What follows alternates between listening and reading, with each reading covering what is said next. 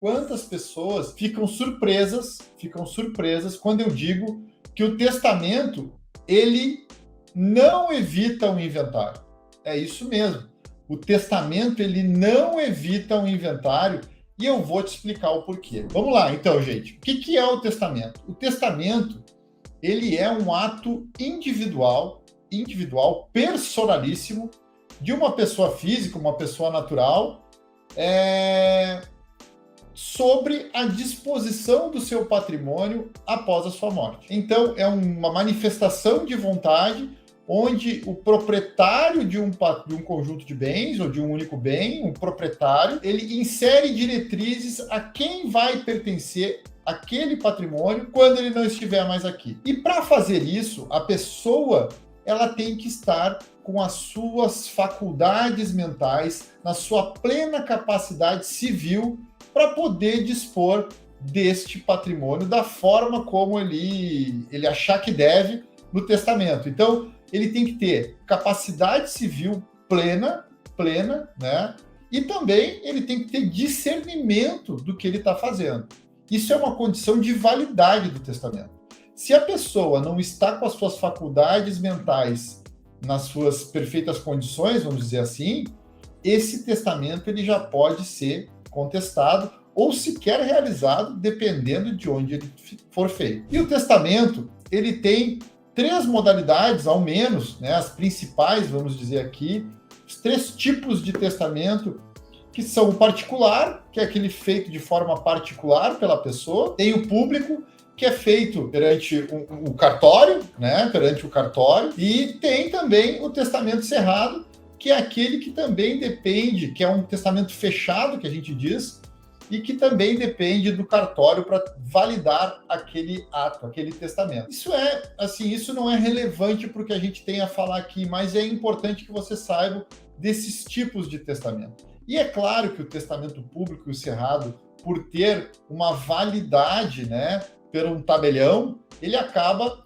tendo uma força jurídica contra eventual contestação muito maior que o testamento particular, tá bem? E essa é a informação que é relevante dizer aqui para vocês. Também uma situação muito particular do testamento é que nem todo mundo pode fazer os 3 tipos de testamento, por exemplo, pode escolher, né? Nem todo mundo pode escolher. Por quê? Porque as pessoas que são deficientes visuais, né, e os analfabetos, eles têm que necessariamente fazer um testamento público. Não pode fazer o particular e não pode fazer o cerrado. Voltando ao testamento aqui, o que pode ser objeto de testamento? Pode ser, como eu falei, a vontade do testador em deixar diretrizes, deixar o seu patrimônio quando ele não estiver mais aqui, ou seja, questões de cunho patrimonial e também assuntos de seara não patrimonial. A exemplo de, né, tutela dos filhos menores. Então você pode fazer um testamento e dizer, olha, se eu vier a faltar o meu patrimônio, aí questões patrimoniais, né, você pode dar a diretriz a quem que você vai conceder aquela propriedade, né, e também questões não patrimoniais, por exemplo, o fulano, né, da minha confiança vai ter a tutela dos meus filhos menores, né? Ou ainda questões pertinentes a reconhecimento de paternidade, um filho fora do casamento, algum filho que você ainda possa vir a ter e não reconheceu ele como filho, você pode fazer isso num testamento e ainda falar sobre as disposições que você gostaria que acontecesse em relação ao enterro, né? Ao enterro, você pode, então, disciplinar por um testamento. O que não pode ser objeto de testamento? O que afronta a validade do testamento? A legítima dos herdeiros necessários. Os herdeiros necessários são os filhos, os pais e, eventualmente, não havendo esses dois, o cônjuge. Essas 2 classes, né? Primeiro os filhos, depois os pais e, por último, os cônjuges, tá bem? Esses são os herdeiros necessários. E os herdeiros necessários, eles possuem o direito de 50% do patrimônio do seu genitor, do seu filho, do seu cônjuge, dependendo do caso. Então, se você é pai e mãe, né, você aqui fique sabendo que você não vai poder, por exemplo, contemplar 100% do seu patrimônio a uma pessoa que não seja os seus filhos. Se você tiver filhos, 50% do que é seu, 50% do que é seu, pertence a esses filhos, os herdeiros necessários, pois essa é a parte legítima da herança e isso é estabelecido pelo Código Civil. Você pode dispor a quem você quiser em testamento o restante 50%. Ah, Oswaldo, não tenho filhos, posso dispor para quem eu quiser? Se você tiver pais vivos, também não, porque eles também são herdeiros necessários. E se você é casado, da mesma forma. Então, é importante dizer a você aqui, você que tem filhos, por exemplo, você que tem herdeiros necessários, é importante que você saiba que nem todo o seu patrimônio pode ser objeto de testamento, porque a parte correspondente à legítima pertence aos herdeiros necessários e você vai poder dispor, então, em testamento apenas do restante dos 50%. Ah, Oswaldo, sou solteiro, não tenho filhos, não tenho pais vivos. Você sim. Você vai poder dispor do seu patrimônio em testamento, 100% dele, da forma como você achar que deve. E essa é uma parte que o testamento, ele acaba sendo uma parte boa, né? Uma parte boa, porque, de uma certa forma, isso acaba fazendo com que ele consiga planejar.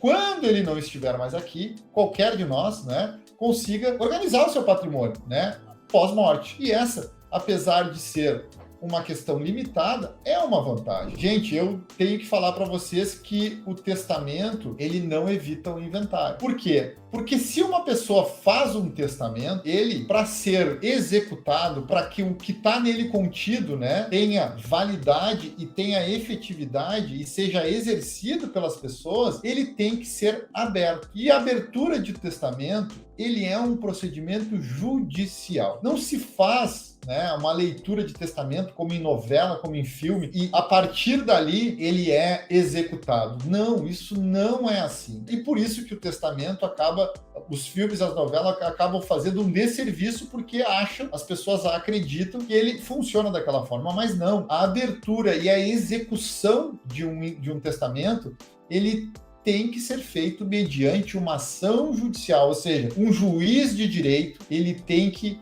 decidir sobre a abertura, a validade e a execução daquele testamento. Sem uma ação judicial, isso não é possível. E outra, como eu falei, então, uma ação judicial é necessária e, por ser necessária, acaba havendo custos, muitos custos, custos de cartório, custos de processo, custos de honorários de advogado para a abertura daquele testamento. E após isso, o que acontece? Aberto o testamento e o juiz decidido pela sua validade, dizendo que o que está nele tem que ser executado, a sua execução não é automática. A sua execução se dá num processo de inventário. O testamento, ele é um procedimento anterior ao inventário. Ele é prévio ao inventário. O que está nele contido só é executado dentro do inventário. Então, dito isso, feitas essas considerações sobre o testamento, deixa eu colocar alguns aspectos práticos e dos motivos pelos quais eu entendo que o testamento é uma ferramenta limitada e cara. Mas cada um, ao final aqui, vai poder fazer o seu juízo de valor se ele serve aos propósitos de vocês específicos. O quanto ele é caro, eu acho que já deu para perceber, Ou seja, eu tenho que gastar com o testamento, fazer um testamento, entrar com uma ação judicial anterior ao inventário para abrir o testamento, e tudo isso tem custo. Então, ele não evita o inventário e seus altos custos, Na verdade, ele agrega custo ao inventário, Se eu já venho falando, e eu vou demonstrar isso ao longo dos dias do seminário, que o inventário pode consumir até 40% do valor atualizado do patrimônio de uma família, com o testamento, esse custo pode aumentar ainda mais.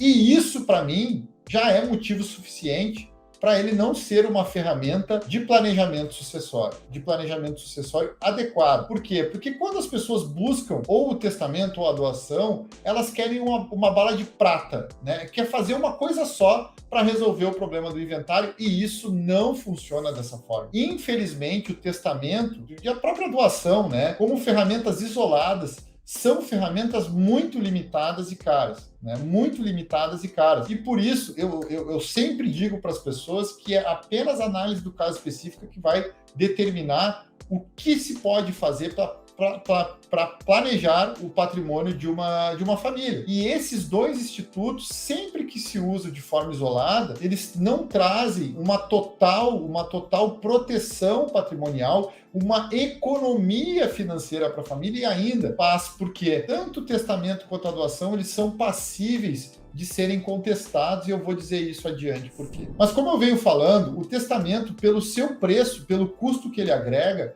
ele já é uma péssima ferramenta, a meu juízo. Mas, se ele ainda resolvesse o problema do inventário e custasse caro, eu ainda até poderia admitir a sua utilização e até defender como uma forma de fazer a sucessão patrimonial na família, uma forma eficaz. Mas não é o caso, porque aí envolve a questão prática. O que acontece?